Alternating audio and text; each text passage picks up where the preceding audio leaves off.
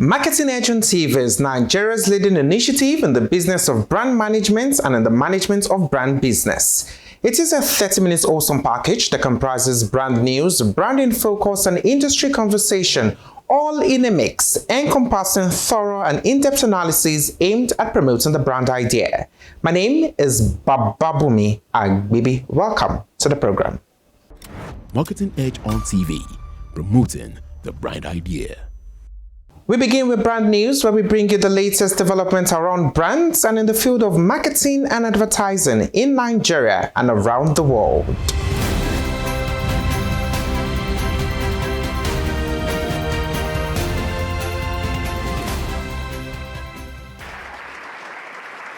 It was a day of excitement, learning, and renewed self-confidence at Caleb International School as Goodnight IG Nigeria Limited brought sanitary wellness, open conversations, and reassurance directly to students, thereby changing perspectives and building confidence. Speaking about the outreach, Bobby Young, the Chief Executive Officer of Goodnight, affirmed that the company believes a healthy beginning builds a happy future, while the Managing Director also added that this is part of the Goodnight corporate social responsibility, which is about dignity and confidence. Our role is to take care of the young ladies' health. So we make the product make sense and be sense, and we hope we can take care of the young ladies' health. We believe that with the correct protection of the health, as the health condition is well guaranteed, then the ladies and the girls will have more confidence to pursue their dreams and to realize the values in the future. And they can study well, and they can work well, and they can live a happy life. Business makes sense. This is a very, very good one because it will reposition our brand as not just a commercialized brand, but a brand that looks to the well-being of the girl child in the society. Beyond the distribution of sanitary wellness, Goodnight also distributed other educational items. Teachers and students described the engagement as timely and empowering. I think BSense's goal is very important, that they're interested in health, especially for young girls. I think it's very honorable, and I'm just so happy that they came to Caleb British to help us and to show us and educate us about the entire thing. It's really an honor. Kudos to BSense, kudos to the organizers, the manufacturer, kudos to the school management. I think the time pass is very difficult for women. It's like a thing of shame to talk about their menstrual health, the menstrual cycle. But now we should know, as a girl, it's just a biological something. It's not a thing of shame. It's something to be proud of. It's something to reckon with, and we are very happy to have you here. Thank you. The care for the people, genuine care for the people. This is not the first school they are coming. They've been doing it everywhere, and whenever you call on them, they are always ready to respond. I don't know. From Caleb International School, the Goodnight team moved to Ujuwoye Market, Mushin, where sanitary wellness met vibrant market energy. The activation featured product awareness, engagement, and free sampling of BSense sanitary pads and lip-raised baby diapers.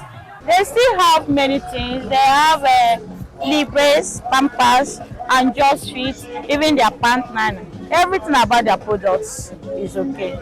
The company is very nice. So people are buying it, they like it well. For Goodnight Hygiene, this was more than an outreach or activation. It was a journey of care, restoring confidence, sparking conversations, and reaffirming dignity, one community at a time. Nigeria remains highly visible on the global stage, but trust and credibility continue to trail behind. That is the key takeaway from the 2025 Nigeria Reputation Perception Index released by the Nigerian Institute of Public Relations. The report gives Nigeria an overall reputation score of 35.2%, showing strong awareness but weak confidence among citizens and international observers. Culture stands out as the country's strongest asset, while leadership and governance issues continue to weigh on trust. The study, based on surveys and focus group discussions across Nigeria and major world regions, stresses that the findings measure perception, not government performance. NIPR says the index will guide policymakers, investors, and media stakeholders in closing perception gaps. The report will now be issued every year following its first formal presentation in Abuja in January 2026. Coca-Cola is locking in one of the most recognizable symbols in global branding. The soft drink giant has extended the trademark on its iconic bottle shape for another 10 years, pushing its validity to December 11, 2035. First registered in 1976, the trademark covers soft drinks under the International Goods Classification. Coca-Cola says the bottle, widely regarded as a cultural icon, continues to define the brand worldwide. Its distinctive shape has influenced art, fashion, and design, reinforcing how a simple silhouette can deliver lasting global recognition. Marketing Edge on TV, promoting the brand idea. That was brand news. Next is Branding Focus after this break. Good morning. Today's weather will be sunny with a high of 31 degrees. Alexa, music please. Playing workout music. Striving for mastery? You need speed, precision, and clarity of purpose. They all add up. Talent is not enough. You've got to prove that you're able to take advantage of unlimited opportunities when they come. And to do that, you need plenty of data. Scratch that. You need unlimited data. And there's no better provider of unlimited data Access granted than your all-powerful Glow router. Whether home or office, enjoy unlimited data on a Glow router. Dial *312#. You know, I've got unlimited eyes. Glow Unlimited. I'm still watching. Marketing Edge on TV, promoting the brand idea.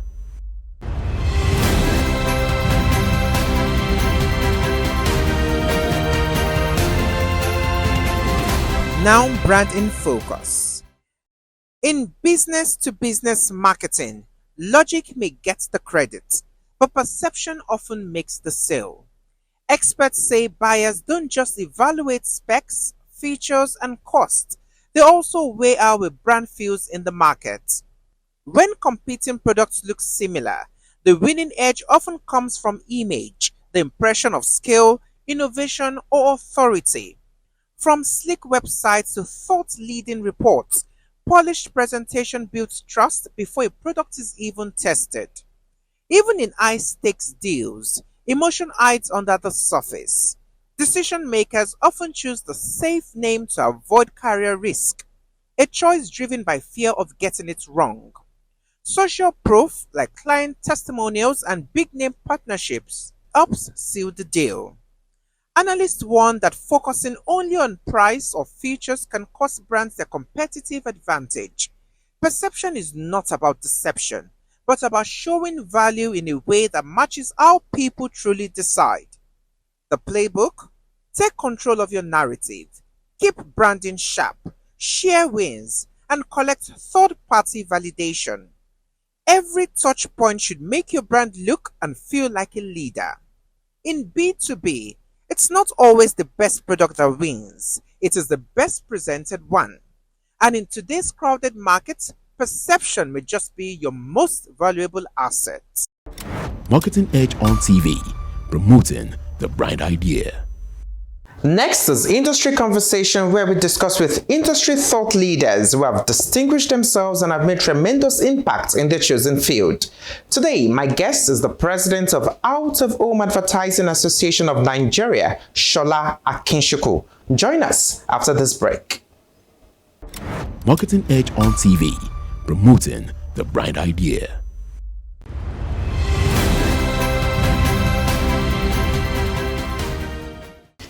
On Industry Conversation today, my guest is the president, Out-of-Home Advertising Association of Nigeria, Sola Akinsiku. Thanks for joining us, sir. Thank you for having me. Let's start with the Federal High Court judgments, the two Federal High Court judgments on the regulation of out-of-home advertising in Nigeria. What's your position on this? Well, let me say that we are in an interesting times. asking for my position or the position of OAN, I would say we do not have a position as at the moment, and I will explain. Okay. We didn't go to court. Somebody called me and said this landmark judgment in favor of OAN. I said it couldn't have been landmark judgment in favor of OAN. Some people went to court, and interestingly, the two courts are courts of a competent jurisdiction and presided over by learned gentlemen interpreting the laws as they understood, and each of the courts made pronouncements based on their own understanding and interpretation of the reliefs sought by the individuals that went to court. So we are also watching. We want to be able to make informed contribution to the conversation. We have asked a team of lawyers. We have a number of lawyers that are even members of our association. We have assembled them, look at the two, and then advise so that we can take an informed opinion. And interestingly, the two of them, I learned that one of them is being appealed at the moment. So we may not say this is our position, but the position of law as at today is that vetting resides with ARCON, and ARCON, as at the moment we are watching. I think before anyone can say this is the final destination or position, it is when maybe the Supreme Court has made a final pronouncement. Like I said, it's an interesting times. So we are watching. But still staying with the judgment, yes. What's your thoughts on the regulatory boundary between ARCON and the local government authorities? Now,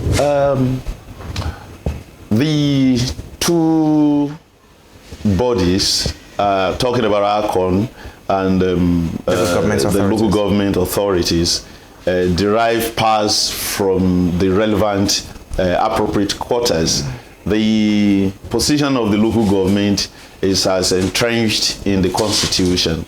Don't forget that before 1988, advertising was being practiced until the act that created ARCON came, and the metamorphosis up to this stage where we now have an ARCON. ARCON is also a legal entity. As at today, ARCON is charged with vetting and the regulation and control of advertising in all its aspects and ramifications. So, as for vetting, one judgment says it resides with the local government. Personally speaking, I would say that is cumbersome. We need orderliness, we need sanity. If an individual has a campaign that has to go around the country or the local governments, if the interpretation is that local government should vet, then it means the individual will have to go around all 774 local governments that we have in Nigeria. That is not tidy. It's cumbersome. And I think an ARCON has the capacity to do that. And that is what the creators of the act that created ARCON envisaged. So that is not rubbishing the powers of the local government as enshrined in the Constitution. My thinking is that ARCON should initiate a move to harmonize this so that you don't have to be going around local government. In any case, it is still in court, it is being appealed, so we may not be able to say this is the position and this is the way to go until the Court of Appeal has made a pronouncement. But strictly speaking, I think it will make for sanity, it will make for professionalism, it will make for efficiency if it resides with a body like an ARCON. That's our thinking. Okay, has there been any reaction or response from the heads of advertising and sectoral groups? based on this judgment? Well, I am a member of the heads of advertising sectors in Nigeria. And I do know that, you see, this is not an issue that a sector or a group will just rush at taking a decision. You need to be well informed. The cases took a while before the judges arrived at their pronouncement. And for us in OAAN, like I told you, we have assembled a team of lawyers. Look at the two judgments, even while one of them is being appealed, and I believe the second one will be appealed. Even while that is going on, what do you advise? I expect the leadership of HASG to, after a while, assemble all the sectors, the heads of the sectors, and then it's a common issue. So it does not reside with the OAN alone. It does not reside with the AAAN alone. It's a sectoral, it's an intersectoral issue, something that binds all of us. We must all come together to take a position. But before we can take a position, we must be informed, well informed, and that is what we are doing at OAN, asking lawyers, people who should know, to advise us. And I think at the appropriate time, the CSG will make a pronouncement. Right. How would you assess the regulatory reality of out-of-home advertising in Nigeria? Well, it's something I have been, how do I put it now? Something I've been involved in, that I've experienced in more than close to 30 years. I used to be the head of vetting and inspectorate in APCON, and that was where I met John Ajay. That's a different story later. It's something I've been familiar with. Yes, we have regulations. We have even overlaps in regulations. And we are looking at a situation that all of this can be harmonized, and so you don't have duplications. You understand? Even when APCON came, you had all groups, you had departments, you had organizations like the CBN, like NAFDAC, like NICOM, and the rest of them that had powers to regulate advertising where it affected the relevant industry. But when APCON came, APCON tried to harmonize, bring all of them together, and that was what led in part to the creation of ASP. You know, the ASP now had representatives from each of these organizations that hitherto had powers to control and regulate the practice of advertising in certain forms. And I think we should find a way to strengthen that so that you don't have overlaps. For us at OAAN, in out of whom we experience it, a state will just wake up and say, this is how advertising should be practiced. Another will say, come and vet this with us. Whenever we had that such experience, we relate with ARCON. Tell them it is not their responsibility. You know, some people even brandish the certificate of ARCON and say we are now registered practitioners, we can control ourselves. I think there has to be sanity in the way we do these things.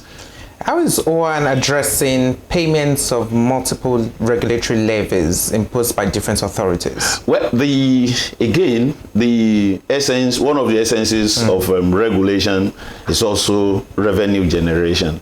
I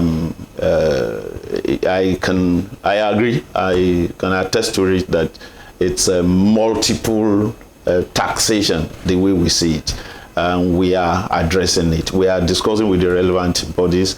In some specific states, we engage the state signage and advertisement agency. In some cases, we have even requested the intervention of ARCON. So it's an ongoing conversation. Remember, there is no system, there is no, nothing is perfect. Even when we attain the level of perfection, when we think we have attained a level of perfection, you discover that there is still a better way. You still have other things to do, and so we are engaging. We have also sufficiently informed, educated some of the signage agencies that it is not the billboards or it is not the platforms that vomit money. It's a function of the advertisers when they engage, when they use the platforms, that you get paid, that you have money. So I'm looking at a billboard and say, I mean, we have 4 or 5 agencies, we can harmonize this. It's good for business if we harmonize it, and we can. I tell you, it is something that is a troubling spot for us.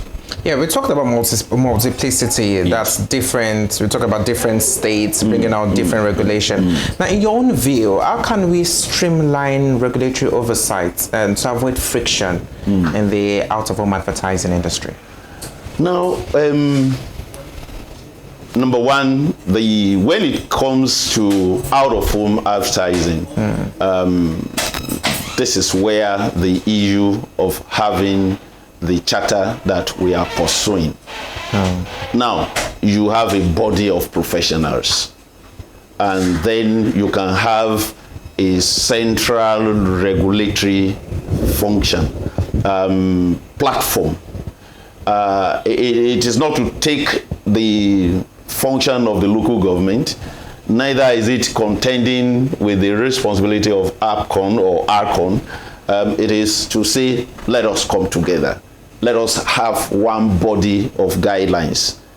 And so what obtains in Lagos State will obtain in Kano State, will obtain in Ondo State, will obtain in Abia State. And that way, you don't have multiplicity of regulations.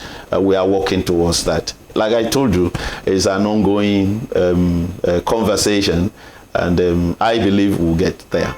Yeah. Remember too, like I said earlier on, before APCON came, whoever could dress well like you was an advertising practitioner. Whoever could speak good English was an advertising practitioner. Whoever could write very well was an advertising practitioner, including people that could dance very well in the market square was an advertising practitioner to an extent.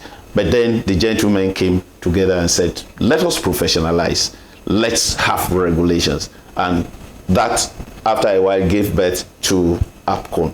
And like I said, over a time, we now have an ARCON. And so it's a conversation that must have the output of what you are envisaging, that we must harmonize these regulations. You talked about the charter bill, the media charter bill. So how far has OAN gone with this media charter bill? What's the progress? How is it coming? Let me quickly answer you.